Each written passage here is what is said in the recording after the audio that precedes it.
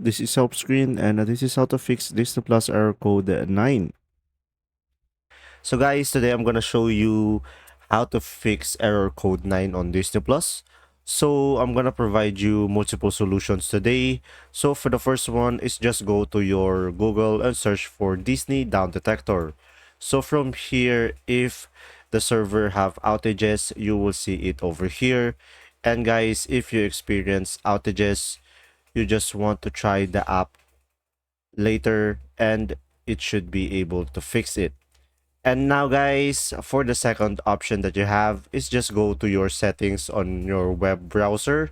So just click on these three dots over here on the top right corner, and down below just go to the settings. And then from here, use the search button and search for the clear browsing, and click on this one. And then from here guys, just make sure you toggle it all that time, and make sure to toggle all of these boxes: browsing history, cookies, and other site data, and lastly cache images and files. And once you're done, just click on clear data. So now guys, for the third solution is just go to your Google again. And then over here at the Google, just search for speed test. So guys, now click on run speed test. And then from here guys, the minimum Mbps to run the Disney is 3 to 5 Mbps.